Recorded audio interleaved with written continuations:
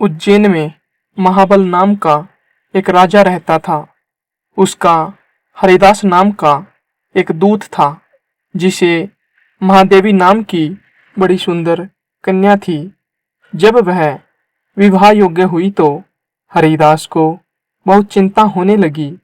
इसी बीच राजा ने उसे एक दूसरे राजा के पास भेजा।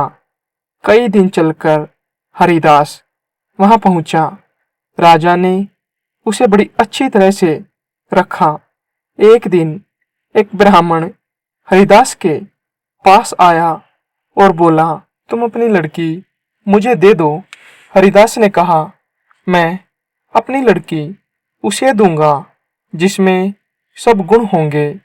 ब्राह्मण ने कहा, मेरे पास एक ऐसा रथ है जिस पर बैठकर जहां चाहो घड़ी भर में पहुंच जाओगे। हरिदास बोला, ठीक है, सुबह उसे ले आना।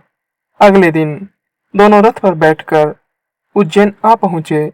देवयोग से उससे पहले हरिदास का लड़का अपनी बहन को किसी दूसरे को और हरिदास की स्त्री अपनी लड़की को किसी तीसरे को देने का वादा कर चुकी थी।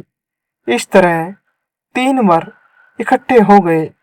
हरिदास सोचने लगा कि कन्या एक है, वे 3 हैं, क्या करे। इसी बीच एक राक्षस आया और कन्या को उठाकर विंध्याचल पहाड़ पर ले गया। तीनों वरों में एक ज्ञानी था। हरिदास ने उससे पूछा तो उसने बताया कि एक राक्षस लड़की को उठा ले गया है और वह विंध्याचल पहाड़ पर है। दूसरे ने कहा, मेरे रथ पर बैठकर चलो, जरा सी देर में वहां पहुंच जाएंगे। तीसरा बोला, मैं शब्द भेदी तीर चलाना जानता हूं, राक्षस को मार गिराऊंगा। वे सब रथ पर चढ़कर विंध्याचल पहुंचे और राक्षस को मारकर लड़की को बचा लाए।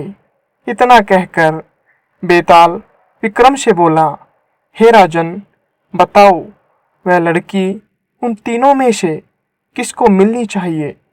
राजा विक्रम ने कहा, जिसने राक्षस को मारा उसको मिलनी चाहिए, क्योंकि असली वीरता तो उसी ने दिखाई, बाकी 2 ने तो मदद की।